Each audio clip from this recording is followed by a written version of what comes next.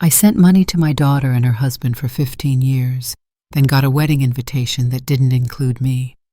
When I asked why, she said, "You're too old-fashioned. I'm afraid you'll embarrass us." What they didn't know was I kept the forged documents they used to steal my house. If you think this is just another ordinary family story, you're wrong. Subscribe now to catch the next shocking episodes we have for you. Henrietta Shaw had always believed that silence spoke louder than sorrow. That afternoon, her kitchen was drenched in the soft, fading light of a reluctant sun. Dust floated like secrets in the golden air, and the ticking clock above the stove echoed too loudly in the absence of voices. Henrietta sat alone at the worn oak table, a mug of lukewarm tea cradled between her palms, as if trying to draw warmth from something long since gone cold. The envelope had arrived an hour ago. Cream-colored expensive paper embossed with swirls of gold and lined with pride. It was addressed formally, Ms. Henrietta Shaw, no grandma, no mom. That should have been the first sign. She opened it carefully, her fingertips trembling just enough to betray her curiosity. A wedding invitation. Lily's wedding, her only granddaughter. Henrietta's lips curled into the kind of smile only grandmothers knew, soft, grateful, almost reverent. Lily was getting married. She remembered the way the girl used to dance in this very kitchen, wearing a tiara made of tin foil and a pillowcase as a veil. She remembered baking cookies shaped like wedding bells, Lily declaring she'd marry someone who let her wear red shoes to the altar. Now it was happening. She unfolded the thick cardstock, expecting to see her name among the honored guests. She read the list once, then again, and once more slower, as if maybe she had missed herself. She hadn't. Henrietta's hand went still. Her smile faded inch by inch like a leaf curling in on itself. There was no mention of her. Not as guest, not as family, not even as a shadow. The teacup made a soft click as she placed it back on the saucer. Her first instinct wasn't anger, it was disbelief. Surely there had been a mistake. She reached for the phone beside her, a relic with a cracked case and a sticky 7 key. She scrolled through the short list of numbers saved past the one labeled James, her late husband, and hovered on Melody. She hadn't called her daughter in 3 weeks. Not since the last birthday that went unmentioned. She pressed the button. It rang only twice before Melody picked up, sounding annoyed, hurried. "Hi, Mom. I'm in the middle of something. Can we make this quick?" Henrietta swallowed the lump in her throat. "I just got Lily's wedding invitation." Melody was silent on the other end. Then a small exhale, almost like she was bracing herself. Henrietta continued, voice measured. "There must have been a mistake. I didn't see my name on the guest list." "No mistake," Melody said flatly. The words were leaden. "I'm not invited." Melody's tone sharpened, defensive, like a cat arching its back. "Look, Mom, Lily wanted a modern wedding. Chic, elegant. She didn't want it complicated." Henrietta blinked. Complicated. Melody sighed, and Henrietta could picture her daughter pacing her shiny kitchen, perfectly manicured nails, tapping a marble countertop. "You're just not the right fit. We're trying to cultivate a certain energy. It's not personal. It's just branding." Henrietta sat still. The word hung in the air like smoke branding. "I raised you," she said quietly. Melody didn't answer. "I paid for Lily's private school, for your house, your bills, every time you needed help." "We're grateful, Mom," Melody said, her voice as sharp as a wineglass edge. "But gratitude doesn't mean we want our guests asking why the grandmother's wearing last decade's dress, or talking about how she made Jell-O molds in 1982. Henrietta's breath caught in her chest. "I don't care if I wear a paper sack," she said, barely above a whisper. "I just wanted to be there." "Well, you won't be," Melody snapped. "Please don't make this harder than it has to be." The line went dead. Henrietta sat for a long moment, the phone still pressed to her ear, until the dial tone grew into a scream in her head. She lowered it gently. Her fingers shook not from age, but from something else, something boiling and buried for too long. She looked around her kitchen. Every inch of it held history. The magnet with Lily's first spelling test. A framed drawing of a lopsided house Lily made in 1st grade. The set of plates she bought for Melody when she moved out and returned to her when Melody said they were too floral. Every piece was stitched into the fabric of her sacrifice. She stood slowly like a ghost returning to her feet. She opened the bottom drawer of the file cabinet near the fridge, inside rows of folders neatly labeled with years and names. She pulled out a thick one, Melody and Family, and laid it open on the table. Bank transfer receipts, checks, tuition payments, insurance premiums, house repairs, credit card bailouts. The numbers were staggering. Henrietta began lining them up on the table sheet after sheet until it looked like a graveyard of forgotten favors. She stared at them, her breath shallow. She wasn't crying. She hadn't earned the dignity of tears. There was no heartbreak, only a quiet realization this had been a one-way street all along. For 30 years she had mistaken transaction for connection. Henrietta turned to the wall calendar, still flipped to April despite it being June.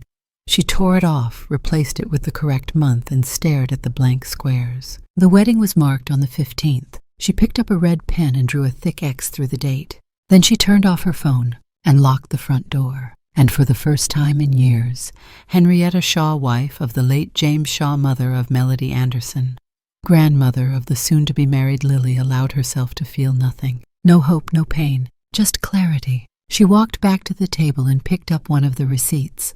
The one for Lily's college dorm deposit, $3,000.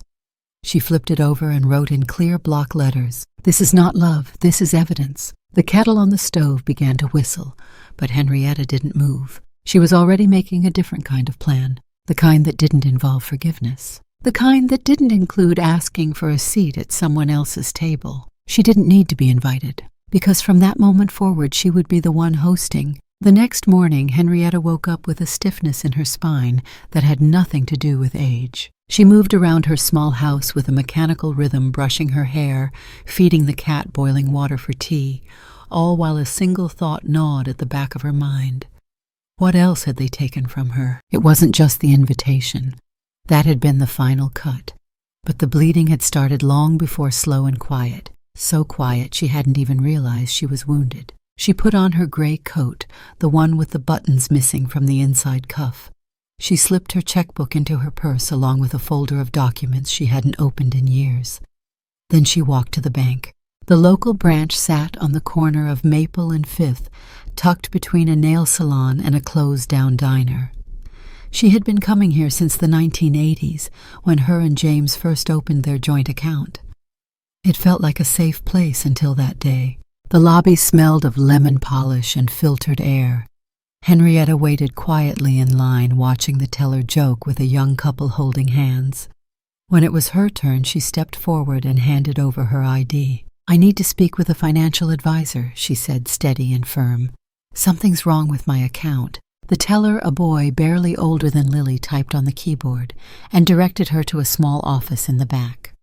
The walls were covered in framed stock photos, handshakes, piggy banks, upward arrows. A woman named Gina entered crisp in a navy blue blazer, her smile professional but impersonal. "How can I help you today, Mrs. Shaw?" Henrietta opened her folder. "I'd like to review all current liens, debts, and active authorizations on my account, joint or otherwise." Gina blinked, fingers hovering over the keyboard. "Is there a specific concern?" "I believe there may be unauthorized activity," Henrietta said. "I need to know if my name is attached to any financial instruments I didn't personally approve." Gina hesitated for a breath too long. Then she nodded and began typing. It took several minutes. Henrietta sat motionless, hands folded tightly in her lap, staring at the framed photo of a lighthouse on the wall. Finally, Gina turned the monitor slightly toward her. "There's a second mortgage registered under your name," she said, her voice tight. "Opened 9 months ago. A loan of $148,000 against an investment property." Henrietta's eyes narrowed. "I never signed any second mortgage." Gina turned the screen back and clicked through a few windows. Then she retrieved a printed document and slid it across the table. "Signature authorization," she said. Henrietta picked up the page. Her name was there, written in the familiar cursive she had perfected in Catholic school. But something felt wrong. Too smooth. Too young. "This is your signature, ma'am." Henrietta stared at it, then slowly shook her head. "I want to see the original document, with ink, not a scanned copy." Gina hesitated again. "We have a notarized file in our archives. It was verified and processed under standard legal procedure." "Request it," Henrietta said. "I'll wait." Half an hour later, Gina returned with a manila envelope and handed it over. Henrietta removed the document, held it up to the light. The signature gleamed under the glare. Her heart dropped. It looked exactly like hers, a perfect imitation. Not a forgery done in haste. This was surgical, professional. But she had not signed this. She knew her own life better than any paper. Gina watched her carefully. "You may want to consult legal counsel if you suspect fraud." Henrietta smiled faintly. "No need, I already know who to call." 3 hours later, Henrietta stood outside a brick building with faded green shutters. The name on the frosted glass, Darnell and Company Investigations. Inside, a fan buzzed lazily. A radio played an old blues song, and behind a cluttered desk, wearing the same worn brown vest he'd always worn, sat a man with the kind of face that had seen too many lies. "Henrietta Shaw," he said, rising from his chair with a grin that barely moved his eyes. "Well, I'll be damned. James used to say you had the best nose for trouble in the county." Henrietta shook his hand. "And he said you were the only man he ever trusted with a shovel and a secret." Darnell laughed, then gestured to the chair across from him. "What's the trouble, Mrs. Shaw?" She placed the envelope on the table, slowly unfolding the documents. "This signature," she said, "wasn't mine, but it got my house leveraged, my name listed, and my savings drained." Darnell put on a pair of half-moon glasses, read through the paperwork, then leaned back, rubbing his jaw. "Looks legit." "Too legit," he muttered. "That's the problem with digital tools these days. You can clone handwriting better than a fingerprint. You said you didn't sign this." "I haven't signed anything bigger than a grocery bill in over a year," Henrietta replied. "But my son-in-law, he used to be a graphic designer, specialized in layouts and signatures." Darnell raised an eyebrow. "That's quite the accusation." Henrietta locked eyes with him. "I don't accuse Darnell, I prove." A grin cracked across his weathered face. "You haven't changed a bit." Over the next 2 days, Henrietta kept her routine unchanged. She baked her bread, watered her plants, called no one. But inside the silence she waited. And on the 3rd day, Darnell called. "I started digging," he said, "and I found a rabbit hole." He met her at the kitchen table just like 20 years ago, when he and James investigated a crooked land deal involving the town council. This time Darnell brought printouts, screenshots, and photographs. The name Trent Anderson appeared over and over again, connected to shell companies, suspicious investment groups, and redirected funds. "He's moved money through 4 different LLCs, Darnell explained, tapping his finger against a chart. "The mortgage is just the start. He's using your credit as leverage for private investments, some of which don't even exist. We're talking Ponzi scheme levels." Henrietta leaned forward. "So he's gambling with my name." "Not gambling," Darnell said. "He's laundering." She said nothing. He slid one last photo toward her. "And here's where it gets personal." Henrietta looked. It was a recent picture. Trent and Melody sitting poolside at what looked like a luxury resort. Matching robes, champagne glasses. The caption from the travel site, "Couples Retreat Maui." Dated 3 weeks ago. Henrietta blinked. "They told me they couldn't afford groceries. Asked me to cover Lily's wedding dress last month." Darnell shook his head slowly. "They're not just using you. They're draining you." Henrietta sat back in her chair, the weight of realization settling on her shoulders. And yet what filled her was not sorrow. It was resolve. No more doubt. No more assumptions. No more hoping her family would suddenly see her as anything other than a source. "I want to go all the way," she said. Darnell met her eyes. "You want legal?" Henrietta nodded. "I want everything. I want records, timelines, witnesses. And then I want fire." Darnell grinned like a man handed a mission. "Then I suggest we begin with Trent's newest acquisition. He's registered a property under one of the shell companies.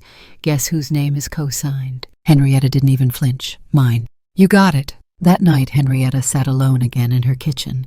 But something in her had shifted. She reached for her ledger, the same one where she kept recipes, phone numbers, and the birthdays of people who no longer called. She flipped to the last page. In clean handwriting she wrote, "Trent, 148K. Fake signature. 3 companies. Registered property. Filed under Shaw's name.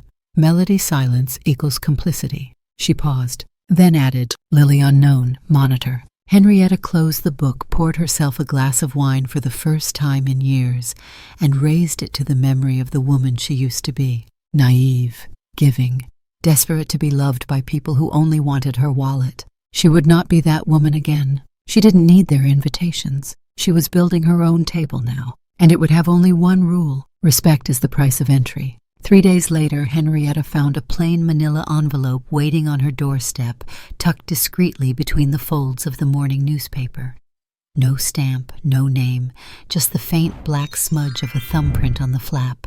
She didn't need to open it to know who it was from. She locked the door behind her, set her tea down untouched, and peeled the seal open. Inside were 7 pages, photocopies, screenshots, handwritten notes. At the top was a note scribbled in blue ink and Darnell's signature slant confirmation. "It's worse than we thought." Henrietta read slowly, her glasses resting low on the bridge of her nose.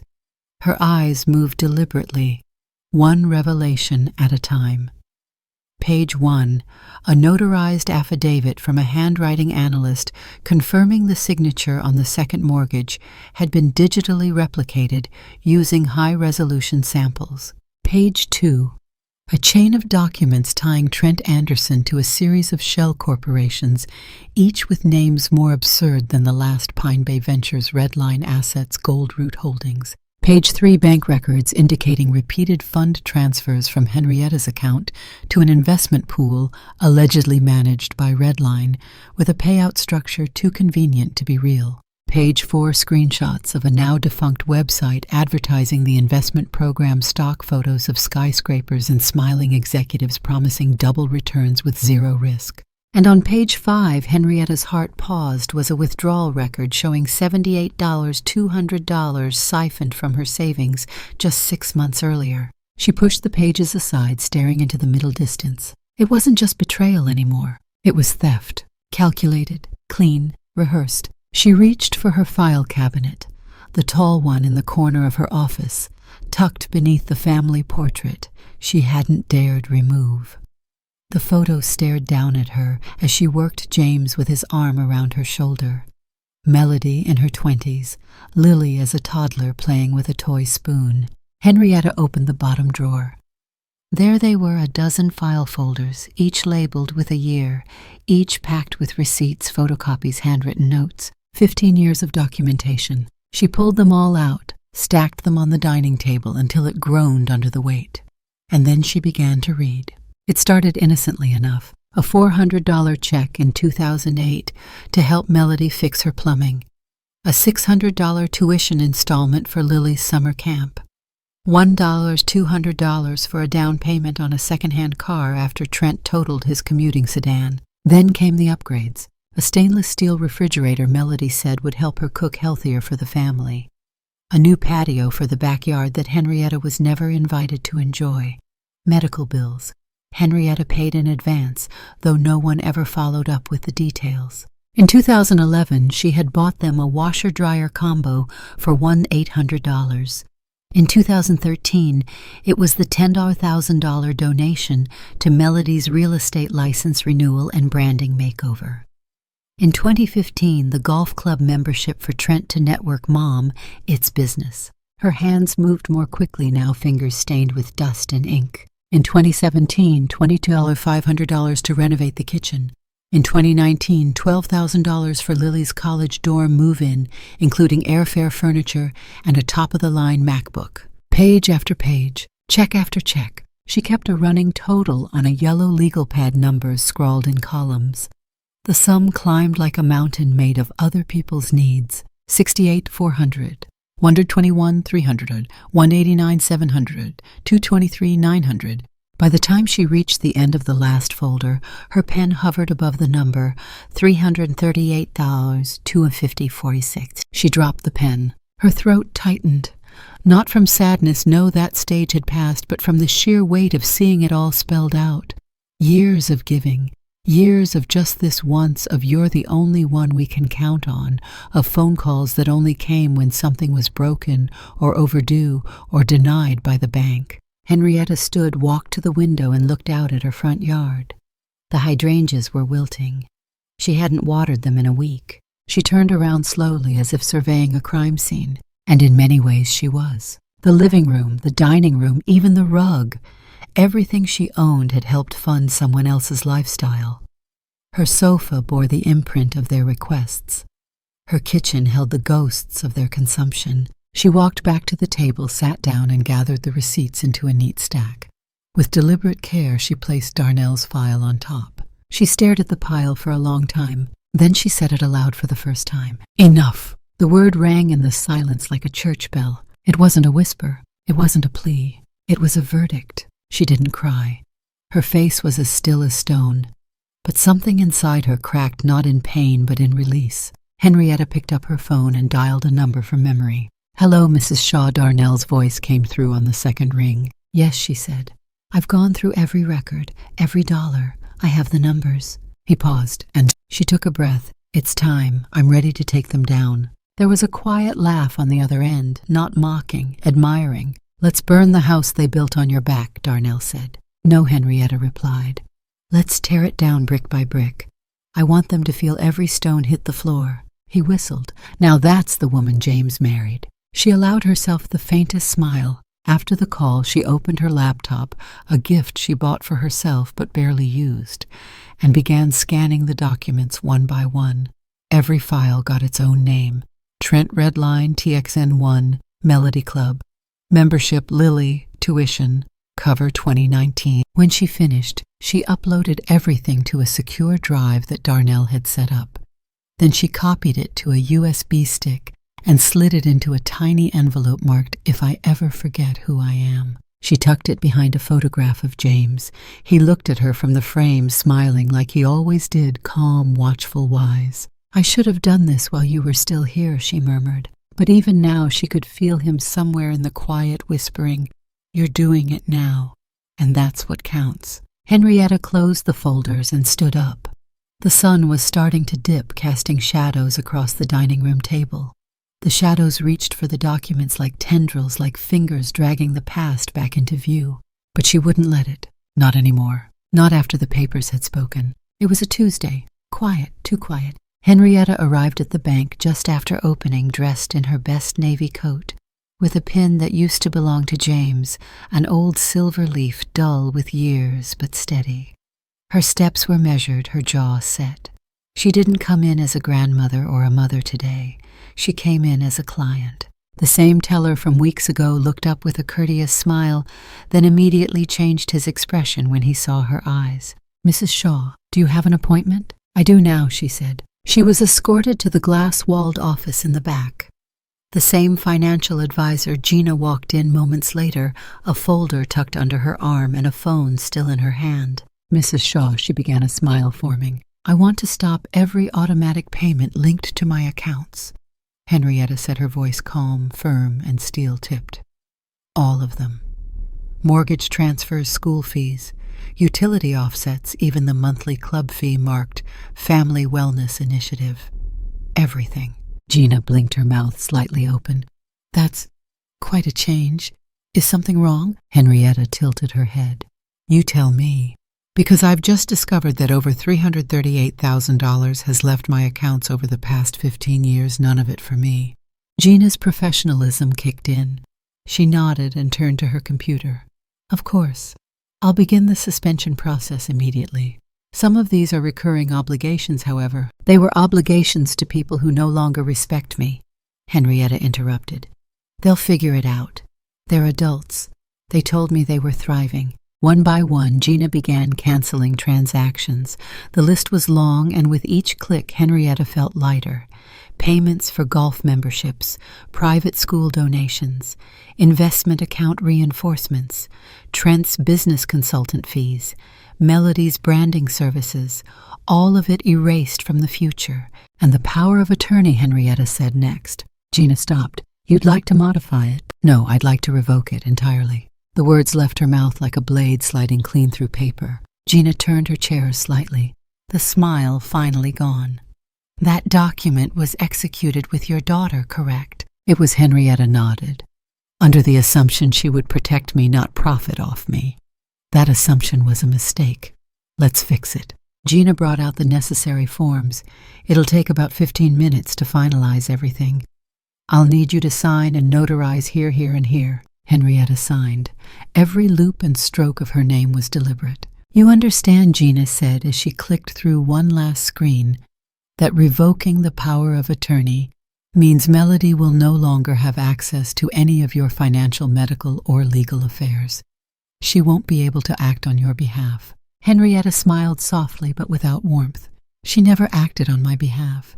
She acted on my balance. Once the ink dried, Henrietta slid the pen across the desk, folded her hands, and said the last sentence she'd rehearsed all night. Please prepare a full copy of the revocation for my attorney. He'll be filing a civil lawsuit today for financial abuse and fraudulent impersonation. This time Gina said nothing, just nodded. By noon, the paperwork had been transmitted.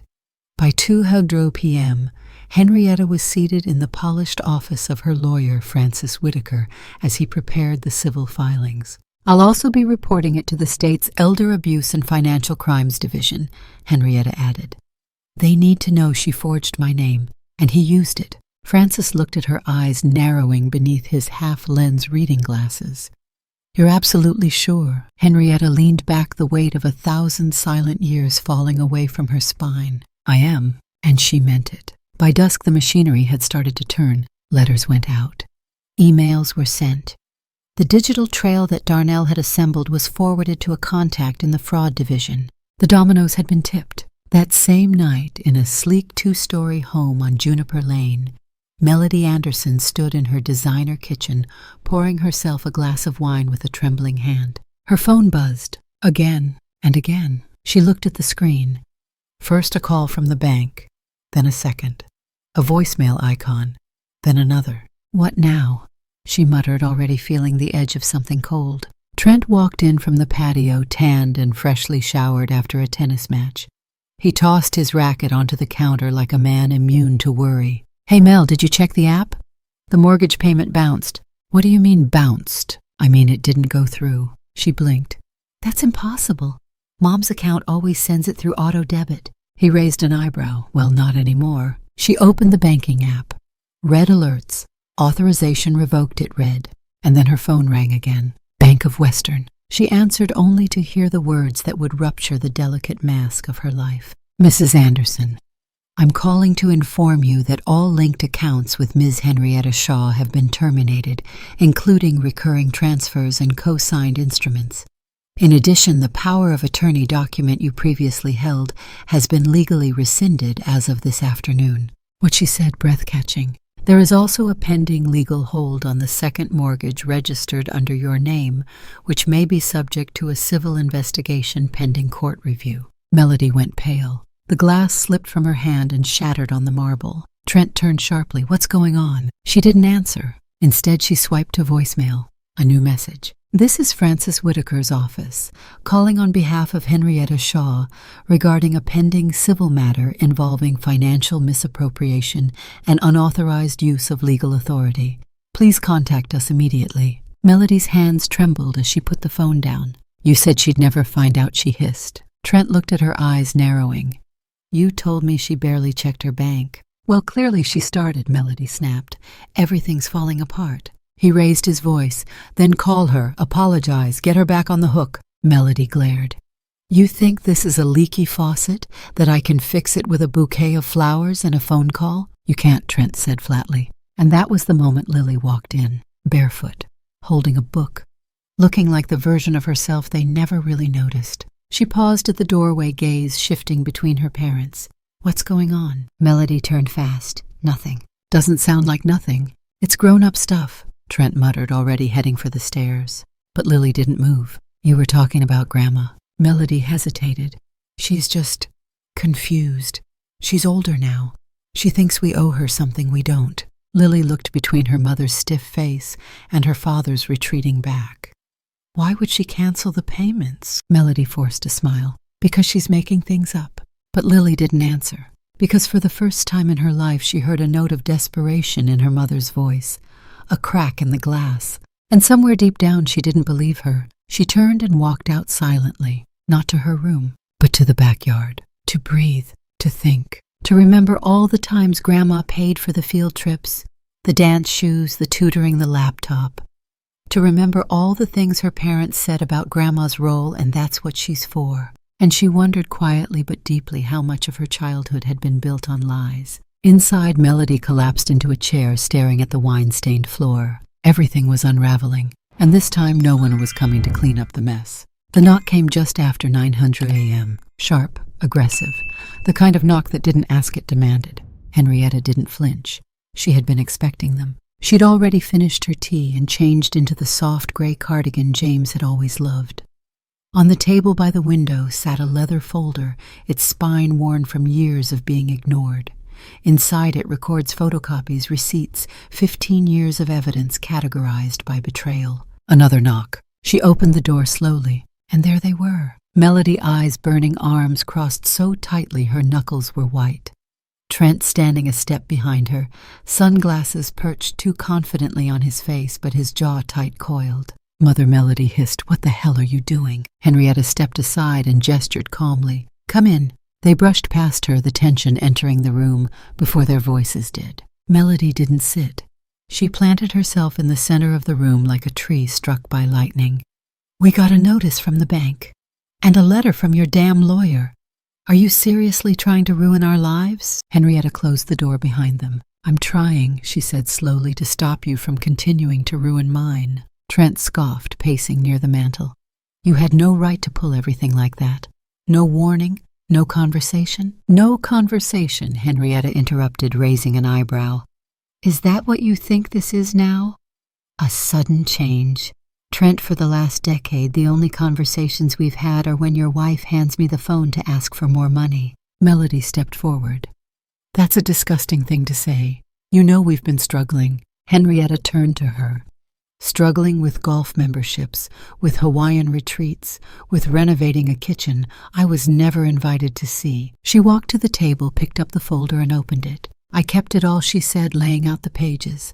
"Every dollar, every transfer, every check I wrote to help you. I wrote them gladly at first, Melody. Because you were my daughter. Because I wanted to believe love looked like giving." Trent narrowed his eyes. "This is pathetic." She turned to him. "No, what's pathetic is forging the name of a 75-year-old woman to fund a fake investment scheme." He opened his mouth, but she raised her hand. "Don't. I have the documents. I have the handwriting analysis. I have the paper trail. You gambled with my signature." Melody's voice cracked like glass. "You're tearing apart this family. You want to destroy us." Henrietta didn't shout. She didn't even raise her voice. She just looked her daughter in the eye and said, "No, Melody. I'm just finally refusing to let anyone destroy me." Melody blinked, stunned. Henrietta went on. "I gave and gave. When your husband's business failed twice, I paid off the loans. When your daughter couldn't afford tuition, I covered it. I sold my engagement ring for your down payment." She paused, breathing deeply. "And not once did you say thank you. Not once did you ask if I had enough. You assumed I did. You made me invisible." Trent finally snapped. "This is ridiculous. You can't prove intent. We'll countersue for harassment, for defamation, hell for elder coercion." Henrietta turned slowly to him. "Do it. File it. But you'd better bring more than threats, Mr. Anderson, because the Department of Financial Crimes is already reviewing my case, and they don't take kindly to forged documents and illegal liens." He opened his mouth, then shut it. The silence was sharp. "You think I'm weak because I'm old," Henrietta said softly. "But I'm not weak. I was asleep. That's different." Trent's mask cracked. He looked at Melody, but she was frozen, eyes wide, arms limp at her sides. The heat of her fury had been extinguished by something colder. Guilt, maybe, or just fear. Henrietta stepped forward and handed them a copy of the ledger, the same one she'd made for her lawyer. "This is what I lost," she said. "And now you're going to start losing too." Melody looked down at the pages, the numbers, the handwritten notes, her own name circled in red dozens of times. "I never wanted it to be like this," she whispered. Henrietta's voice broke for the first time, not with weakness, but with truth.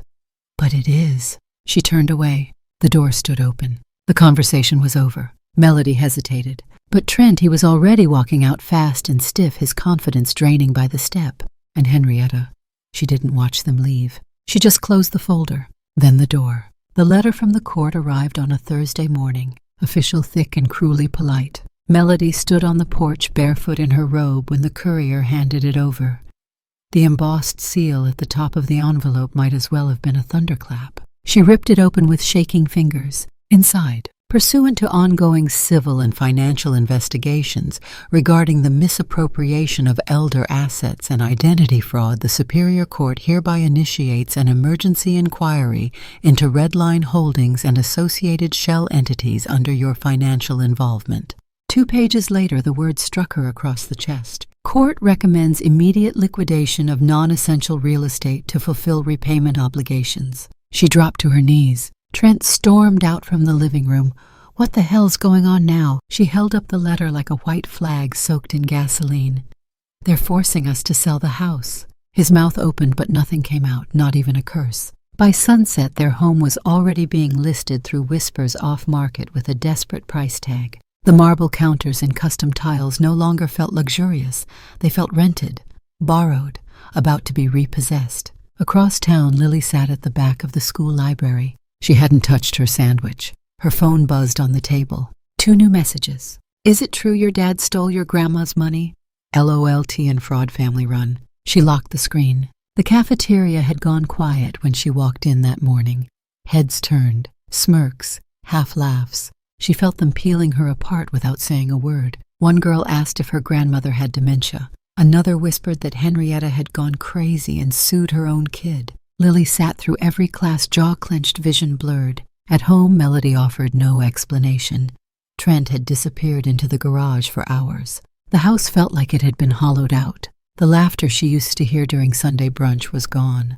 The clinking of wine glasses, the new appliances they bragged about, gone. Henrietta, meanwhile, stood in the attic. A dusty trunk lay at her feet. Inside her past, she pulled out the old blue leather journal, its cover faded corners curled with time. Dreams real or otherwise, HS. She opened it. The ink had faded, but her script was unmistakable, neat, curved, confident. If I ever stop living for others, I will open a place just for me.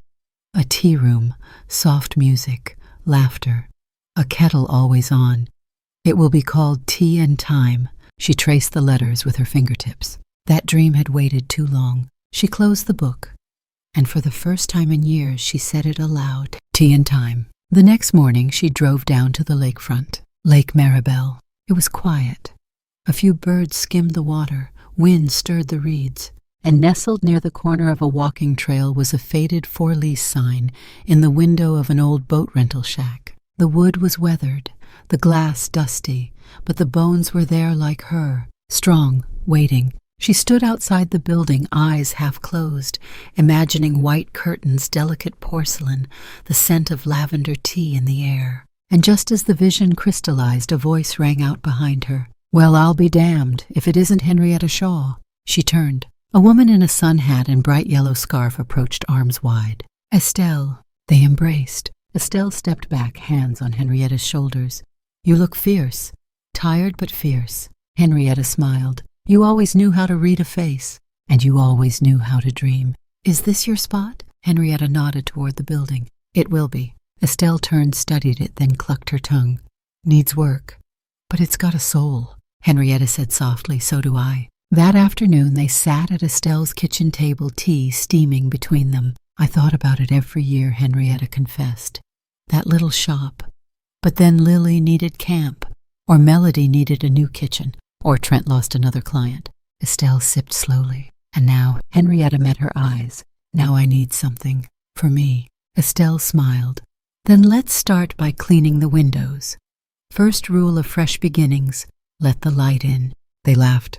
And just like that, Tea and Time was reborn this time, not in ink, but in breath, in flesh, in a woman who finally realized she had always been the one worth investing in. The sound of hammering echoed through the walls of the little lakeside shop, mingling with the hum of a portable radio playing an old jazz tune.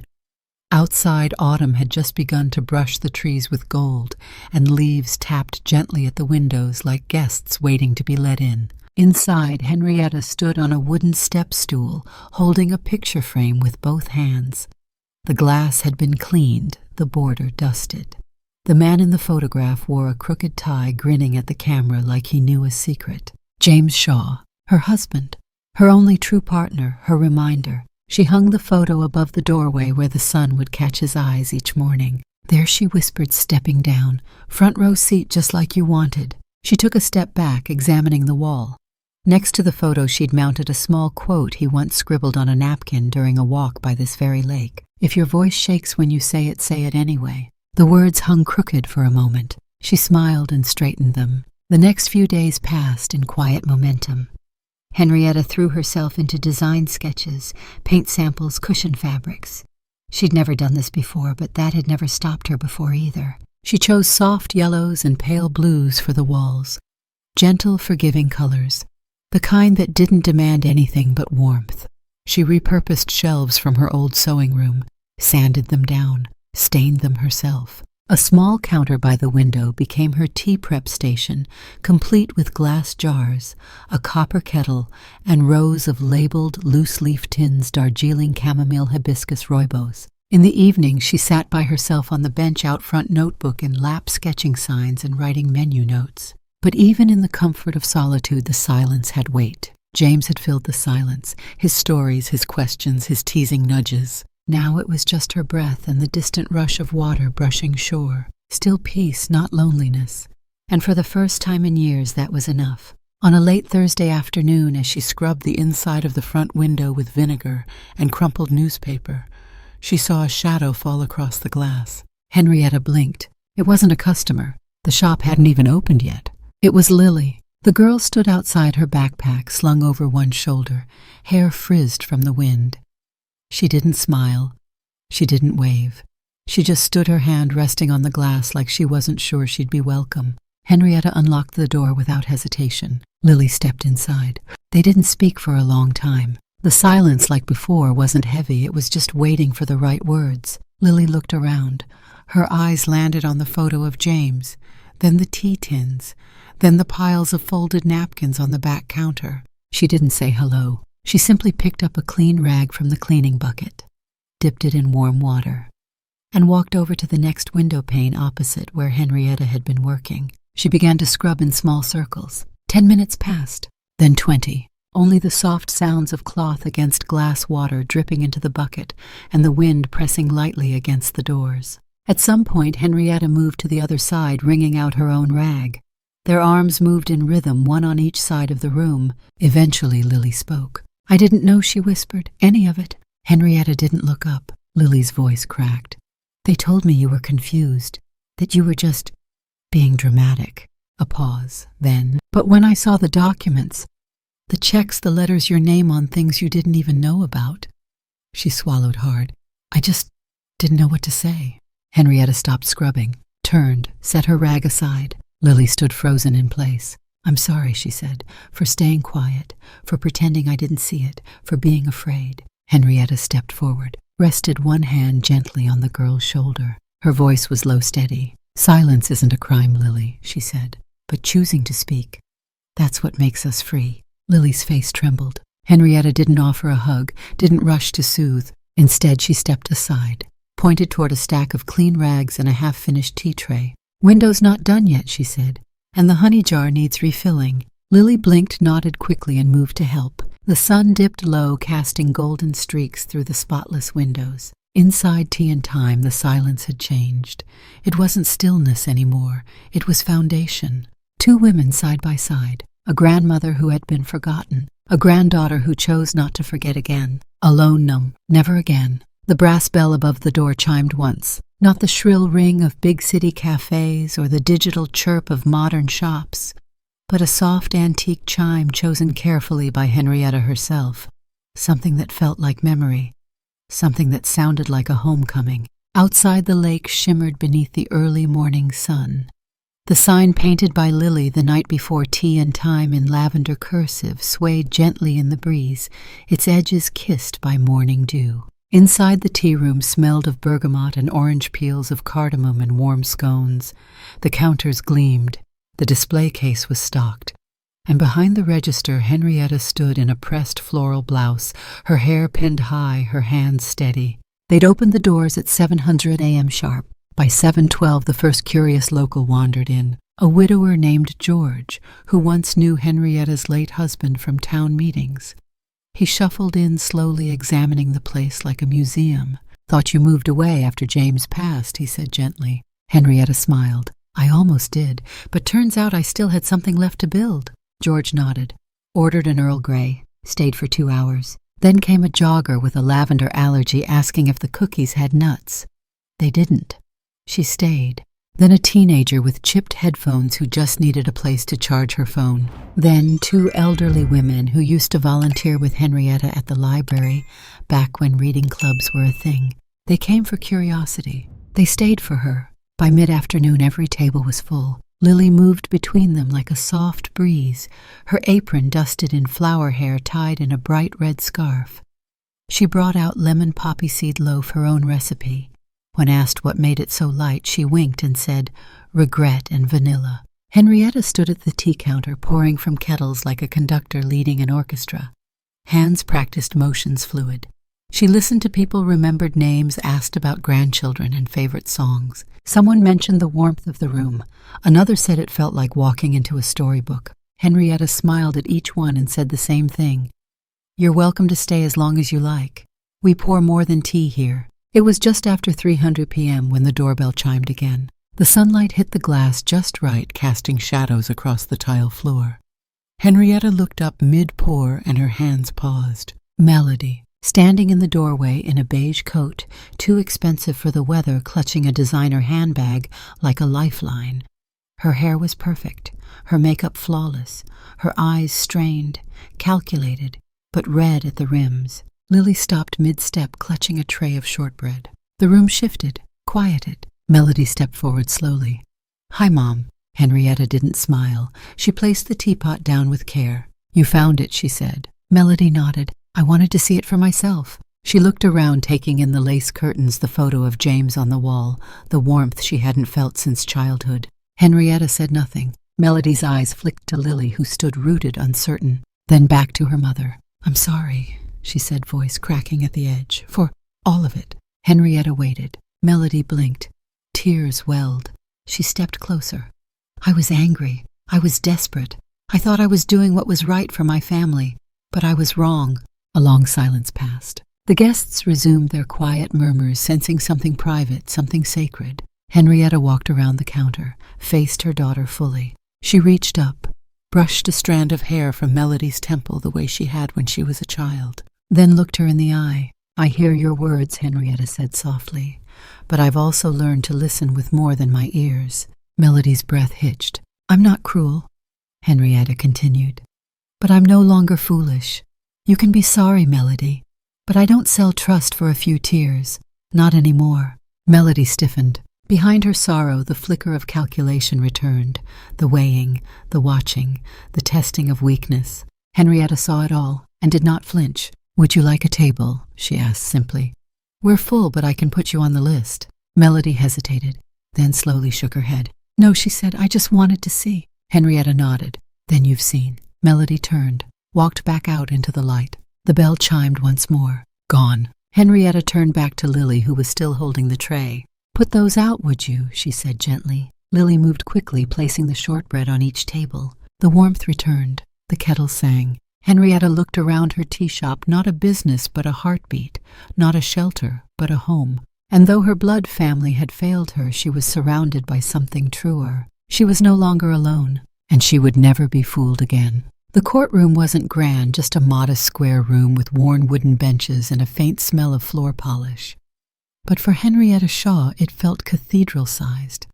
The walls breathed justice and confrontation, and the air was dense with a silence that couldn't be swept away. Trent sat 3 rows ahead, stiff in a tailored suit he probably couldn't afford anymore. His face was pale.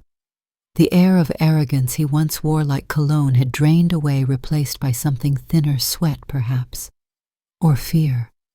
Maybe both. The judge read aloud the verdict with the same calm, impartial tone one might use to list ingredients on a box. Trenton Marshall is found guilty of fraudulent misrepresentation and unauthorized use of financial documents. Henrietta didn't flinch. She kept her hands folded on her lap, her spine straight. The court hereby sentences the defendant to 18-month suspended sentence under supervision with mandatory financial restitution in the amount of $142,000 to the plaintiff, Mrs. Henrietta Shaw. Gasps stirred behind her. Someone whispered the word light. She didn't care. The point wasn't prison. It was truth. Public, undeniable, irreversible. Melody, sitting beside Trent, didn't cry, but her eyes were hollow. Not grief, disbelief. She'd always thought the world was something to charm, to maneuver, to bend. But that day it had bent her back. Later, when they stepped out onto the courthouse steps, reporters waited. Henrietta didn't stop, didn't speak. Just walked through the crowd, head-high purse swinging softly at her side. Lily walked beside her, a quiet presence, shielding her from the camera flashes, with nothing but her own body. That night the story made local news. Not because it was shocking, but because it was clear. The old woman who had been used, the son-in-law who'd been caught, the daughter who remained conspicuously silent. The next week, Melody officially lost her broker's license. Her name was removed from the masthead of the firm her mother once helped her build with quiet cash and sacrificed pension checks. Her resignation was framed as voluntary in a press release, but the truth needed no polishing. She called once after the ruling, left a voicemail Henrietta never returned. Henrietta had no hatred in her heart, just no room left. 2 weeks later, Lily rolled 2 suitcases up Henrietta's porch steps. She didn't explain. She didn't need to. Henrietta opened the door without question. "Room's still yours," she said. Lily smiled, small and real. "Thank you, Grandma." The two settled into a rhythm quickly. Morning tea at 7:30. Grocery runs on Thursdays. Flour wars in the kitchen that neither of them won. Lily started helping at Tea and Time regularly. She managed the online menu, made playlists that made customers linger, introduced new cupcake recipes. She handled a rude customer once with such grace. Henrietta whispered, "You're a Shaw through and through." It was the first time Lily had ever felt proud to carry the name. One evening, just before the lake swallowed the sun for the night, they sat on the wooden bench out front. The shop had closed early. A gentle chill whispered through the air. Henrietta wrapped a shawl around her shoulders. Lily handed her a mug of cinnamon chai. "Do you ever regret it?" Lily asked, voice soft, eyes on the still water. Henrietta took a long sip, watching the way the trees kissed their reflections on the surface. "Regret what?" she said after a moment. "Any of it. Taking them to court, cutting off Mom, starting over." Henrietta inhaled, exhaled slow. "I regret not doing it sooner," she said finally. "That I let myself believe silence was peace."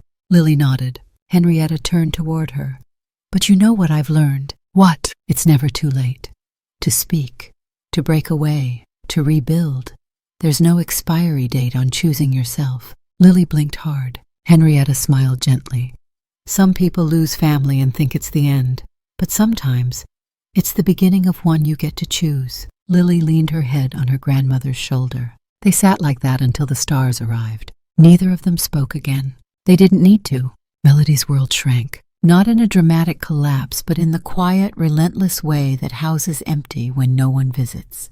That phones stay silent, not because no one calls, but because no one wants to anymore. She still lived in the apartment she once shared with Trent, the upscale unit near the golf course they could barely afford even before the verdict. The marble countertops were cold now, untouched. The wine fridge hummed in the dark, still full. No more catered brunches. No more patio parties.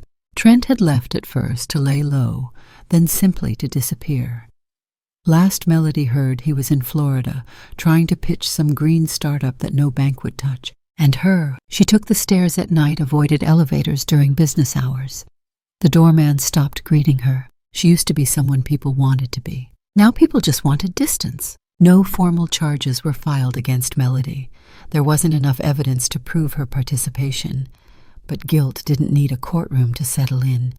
It just needed a mirror. She rarely used the mirror these days. Meanwhile, 2 blocks from the lake, Tea and Time bloomed. Word spread not like wildfire, but like ivy, steadily, naturally wrapping its way into the hearts of the community. People came for the chai, stayed for the stories. They posted photos online. They tagged the shop in posts with captions like, "This place feels like a hug." One morning, a producer from Channel 9 knocked on the door, a woman named Kayla. She wore glasses and a curious grin.